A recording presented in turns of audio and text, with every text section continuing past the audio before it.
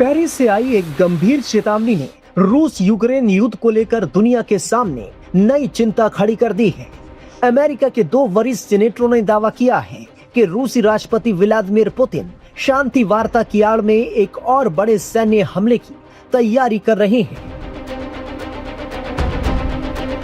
Republican senator Lindsey Graham और democratic senator Richard बुलमेंथल हाल ही में Ukraine के राष्ट्रपति जेलेंस्की से मुलाकात कर यूरोप दौरे पर पहुंचे। उन्होंने पेरिस में मीडिया से बात करते हुए कहा कि पुतिन फिलहाल शांति की बात कर रहे हैं, लेकिन वास्तव में वो एक नई और बड़ी जंग छेड़ने की तैयारी में हैं। दोनों नेताओं ने दावा किया कि रूस के हालिया हमले बेहद भयावह थे और अब पुतिन फिर से हमले करने की सोच रहे हैं। ये चेतावनी ऐसे वक्त पर आई है जब यूक्रेन ने रूस पर घातक ड्रोन हमलों को अंजाम दिया है। यूक्रेन के ड्रोन हमलों से रूस गुस्से में है। राष्ट्रपति पुतिन यूक्रेन के खिलाफ बड़ा एक्शन ले सकते हैं।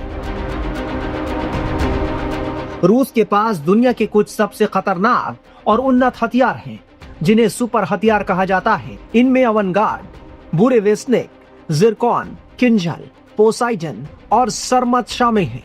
क्या यूक्रेन के ड्रोन हमलों का जवाब पुतिन सुपर हथियार से देंगे? इन हथियारों, खासकर सरमत और पोसाइडन का इस्तेमाल तीसरा विश्व युद्ध शुरू कर सकता है। रूस के पास 6000 परमाणु हथियार हैं, अमेरिका के पास 5500। अगर रूस ने हमला किया तो नाटो और अमेरिका जवाबी हमला कर सकते हैं।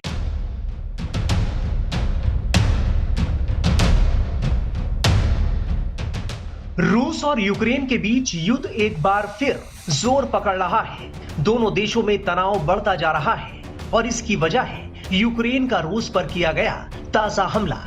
यूक्रेन ने रूसी एयरबेस पर ड्रोन हमले में कम से कम 40 बम बरसाने वाले बॉम्बर्स को तबाह करने का दावा किया है। फिलहाल रूस की तरफ से इसकी पुष्टि नहीं की गई है, लेकिन अगर पुष्टि होती है तो 2022 में शुरू हुए यूक्रेन युद्ध के बाद यह सबसे भयानक हमला होगा। मीडिया रिपोर्ट्स में दावा किया गया है कि यूक्रेन की सुरक्षा सेवा ने इस ऑपरेशन को अंजाम दिया है, जिसका मकसद रूसी एयरबेस को निशाना बनाना था। द कीव इंडिपेंडेंट ने एजेंसी के एक अधिकारी के हवाले से बताया है कि रूस में दुश्मन के रणनीतिक बमवर्षक विमान सामूहिक रूप से जल रहे हैं और ये एसबीयू द्वारा चलाए गए एक स्पेशल ऑपरेशन का नतीजा है। यूक्रेनी अखबार ने दावा किया कि यूक्रेनी एजेंसी के हमले में रूस के A-50, Tu-95 और Tu-22 M3 बमवर्षक तबाह हुए हैं। एक हवाई अड्डा जिस पर हमला हुआ है उसका नाम इरकुत्स्क ओब्लास्ट में स्थित बेलाया हवाई अड्डा है, जो यूक्रेन से 4000 किलोमीटर से ज्यादा दूर है। रिपोर्ट्स के मुताबिक ये हमले रूस के अंदर से किए गए हैं और कई अखबारों ने लिखा है कि ट्रकों के जरिए छिपाकर ड्रोन को रूस के अंदर भेजा गया था। एक ट्रक ड्राइवर की गिरफ्तार होने की भी रिपोर्ट है, हालांकि हम इन दावों की पुष्टि नहीं करते। यूक्रेनी मीडिया का दावा है कि यूक्रेन की एजेंसी ने रूस के 2 सबसे संवेदनशील एयरबेसों पर भयानक FPV ड्रोन हमला किया है, जिनमें Tu-95, Tu-22 M3 बमवर्षक और A-50 जैसे high and early warning jets शामिल हैं। अगर यूक्रेन के दावे सही हैं, जिसकी हम पुष्टि नहीं कर रहे हैं, उससे पता चलता है कि कम कीमत वाले FPV ड्रोन एक परमाणु शक्ति संपन्न राष्ट्र के एक एयर डिफेंस सिस्टम को भी भेज सकते हैं।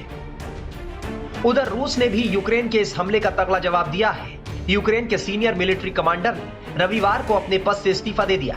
बताया जा रहा है कि ट्रेनिंग सेंटर पर रूस के घातक हमले के बाद उन्होंने यह कदम उठाया। यूक्रेन के ट्रेनिंग सेंटर पर रूसी मिसाइल हमले में 12 यूक्रेनी सैनिक मारे गए, जबकि 60 घायल हुए हैं।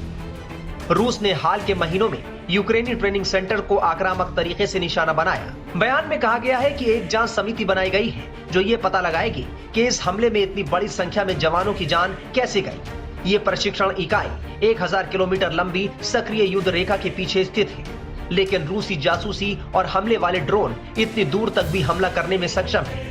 यूक्रेन की सेना सैनिकों की कमी से जूझ रही है और रूसी ड्रोन हमलों से बचने के लिए बड़े समूह के रूप में इकट्ठा होने से बचने जैसे कदम उठा रही है, क्योंकि रूसी ड्रोन लगातार अपने लक्ष्य खोजते रहे हैं।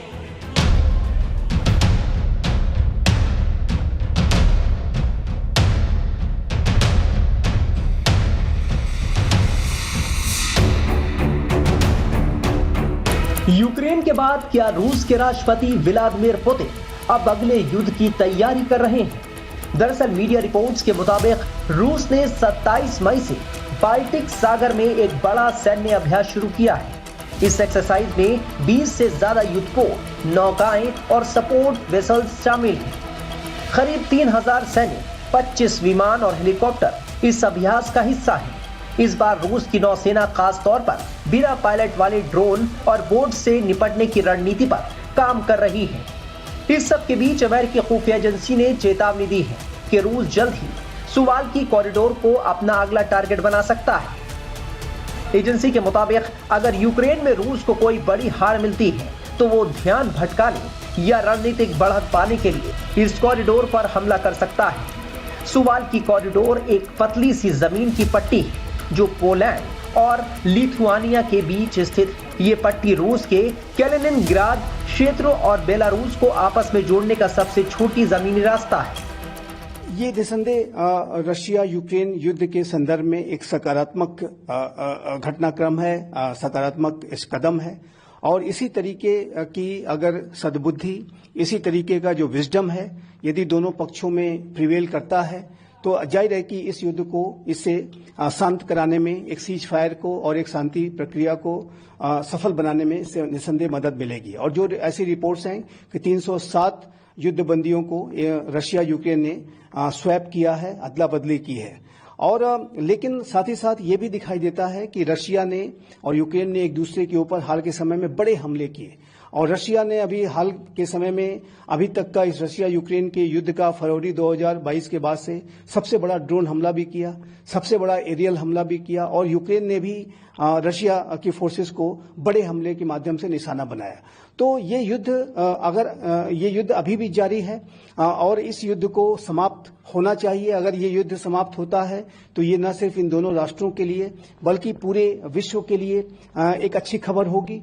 लेकिन वर्तमान समय में इस युद्ध के संबंध में जो निगोशिएशंस हैं वो अवश्य चल रहे हैं, लेकिन इसकी जो प्रक्रिया है जटिल दिखाई देती है। और रशिया यूक्रेन जिस तरीके से एक दूसरे के ऊपर अभी भी बड़े हमले कर रहे हैं और बड़े पैमाने पर एक दूसरे को क्षति पहुंचाना चाह रहे हैं, ऐसे में जाहिर है कि इस पूरी प्रक्रिया की जटिलता इससे साबित होती है। यूनाइटेड स्टेट्स ऑफ अमेरिका के राष्ट्रपति डोनाल्ड ट्रंप ने इसके ऊपर अपनी हैरानी भी व्यक्त की कि इतने बड़े हमले रशिया यूक्रेन के ऊपर कैसे कर रहा है। लेकिन जाहिर है कि दोनों देशों के बीच में अगर सद्बुद्धि से अगर ये राष्ट्र काम लेते हैं, विजडम प्रिवेल करती है तो ये दोनों देशों के लिए अच्छा होगा और युद्ध के को शांत कराने में इससे मदद मिलेगी। और प्रिजनर स्वैप की ये जो डील है ये इसी दिशा में सकारात्मक कदम दिखाई देती है। इस कॉरिडोर की रणनीतिक अहमियत इसलिए है क्योंकि ये बाल्टिक देशों एस्टोनिया, लातविया और लिथुआनिया को बाकी यूरोप और नाटो देशों से जोड़ने वाला एकमात्र भूमि मार्ग है। अगर रूस और बेलारूस मिलकर इस पर कब्जा कर लेते हैं तो इन बाल्टिक देशों का बाकी नाटो से जमीनी संपर्क पूरी तरह टूट सकता है। ऐसी स्थिति में न सिर्फ इन देशों की सुरक्षा खतरे में पड़ जाएगी, नाटो के सामने एक बड़ा सामरिक संकट खड़ा हो सकता है। इससे पहले हाल ही में अमेरिकी राष्ट्रपति डोनाल्ड ट्रंप ने वेस्ट पॉइंट के दीक्षांत समारोह में अपने भाषण के दौरान रूस और पूर्व राष्ट्रपति बराक ओबामा के संबंधों को लेकर बड़ा दावा किया था। उन्होंने कहा था कि अमेरिका ने हाइपरसोनिक मिसाइल विकसित की थी जिसे विरोधियों ने चुरा लिया। उन्होंने कहा कि पूर्व राष्ट्रपति बराक ओबामा ने रूस को हाइपरसोनिक मिसाइल की तकनीक दी है। देखिए, यूनाइटेड स्टेट्स ऑफ अमेरिका के राष्ट्रपति डोनाल्ड ट्रंप ने एक वेस्ट पॉइंट्स में दिए गए अपने एक संबोधन के दौरान इस बात को कहा है और इस बात को दोहराया है कि राष्ट्रपति बराक ओबामा के कार्यकाल के दौरान रशिया ने यूनाइटेड स्टेट्स ऑफ अमेरिका की जो हाइपरसोनिक मिसाइल की जो तकनीक है वो चुराई। और उन्होंने इस फेल्योर के लिए बराक ओबामा के एडमिनिस्ट्रेशन की तरफ संकेत करते हुए ये कहा कि इस तरीके की जो तकनीक है वो हमारे अपने राष्ट्र के द्वारा ही रशिया को दे दी गई। और जाहिर है कि उन्होंने अपने पूर्ववर्ती डेमोक्रेटिक एडमिनिस्ट्रेशन के ऊपर आरोप भी लगाए। तो इससे स्पष्ट है कि डोनाल्ड ट्रंप का जो मेक अमेरिका को ग्रेट अगेन को बनाने का उनका जो विजन है, जो उनकी प्रखर राष्ट्रवादिता है और अमेरिका फर्स्ट का जो उनका अप्रोच है, उसकी वजह से वो इस तरीके के बयान देते हैं। हालांकि इस तरीके के जो बयान हैं उसके लिए क्या सबूत हैं कि ऐसे मिसाइल टेक्नोलॉजी की, हाइपरसोनिक मिसाइल टेक्नोलॉजी की चोरी की गई, इसके बारे में अभी ट्रंप प्रशासन को खुलासा करना है। लेकिन इसमें कोई दो राय नहीं है कि राष्ट्रपति ट्रंप अपने इसी तरीके के प्रखर बयानों की वजह से और अपनी आलोचनाओं की वजह से पूरे अमेरिका के अंदर भी और विश्व राजनीति में भी एक चर्चा के केंद्र में रहते हैं। और उन्होंने जाहिर है कि फिर से एक बार जिस तरीके से रशिया के ऊपर आरोप लगाए हैं कि उसने हाइपरसोनिक मिसाइल टेक्नोलॉजी अमेरिका से चुराई है, वो भी इसी तरीके का एक बयान है जो कि अवश्य अंतर्राष्ट्रीय समुदाय में एक कौतूहल पैदा करता है। सर, पुतिन ने ये बात कहा है, राष्ट्रपति पुतिन ने कह रहे हैं कि रूसी हथियारों की जो मांग है दुनिया भर में बढ़ी है और साथ ही जो रूसी हथियार हैं, मिसाइल हैं, वो ऐसी परिस्थिति में भी खड़े उतरते हैं। देखिए, इसमें कोई दो राय नहीं है कि रशिया के जो डिफेंस इक्विपमेंट्स हैं, जो वेपन सिस्टम्स हैं, वो बेहद एडवांस्ड होते हैं और इन रशिया के वेपन सिस्टम्स ने पूरे विश्व भर में जहां कहीं भी रशिया के ये वेपन सिस्टम इस्तेमाल किए गए हैं वहां पर उन्होंने अपनी महारत साबित की है। और अभी हाल के समय में भारत में भी जिस तरीके से रशिया के S-400 missile air defence system का जो इस्तेमाल भारत ने सफलतापूर्वक पाकिस्तान के विरुद्ध किया, उससे इसका पराक्रम साबित होता है। जो भारत और रशिया के ज्वाइंट कोलैबोरेशन से ब्रह्मोस मिसाइल्स जो बनाई गई, उसने अपना पराक्रम साबित किया।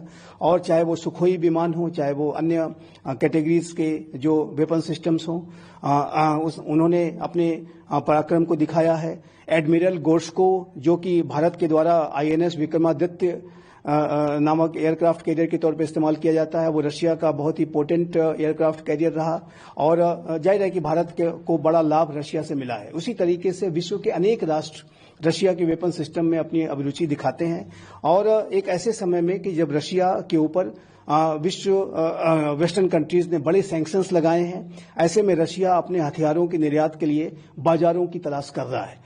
और इन बाजारों की तलाश करने की प्रक्रिया में रशिया के राष्ट्रपति व्लादिमीर पुतिन अपने वेपन्स की जो महारत है, उसकी जो कैपेबिलिटीज हैं, उसको अधिक से अधिक प्रोजेक्ट करने की कोशिश करते हैं। और इसी प्रक्रिया में उन्होंने ये बयान दिया है कि रशिया के जो वेपन सिस्टम्स हैं वो बेहद कारगर हैं और उन्होंने इस बात का दावा भी किया है कि इसकी जो मांग है वो लगातार बढ़ रही है। और रशिया के वेपन सिस्टम्स में हालांकि उनका ये दावा अवश्य है, लेकिन एक सच्चाई भी है, एक रियलिटी है कि रशिया के वेपन सिस्टम्स में अनेक राष्ट्रों की अभिरुचि है। भारत तो अभी भी सबसे बड़े पैमाने पर रशिया के ही वेपन सिस्टम्स आयात करता है।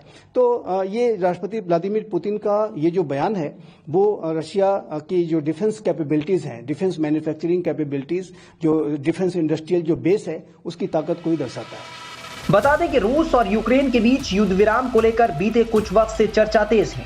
अमेरिकी राष्ट्रपति डोनाल्ड ट्रंप ने खासतौर से यूक्रेन में युद्ध रुकवाने के लिए कोशिश की है। उन्होंने इसके लिए व्लादिमीर पुतिन और नेताओं से लगातार बातचीत की है और सार्वजनिक मंचों से इस मुद्दे पर बयान दिए हैं।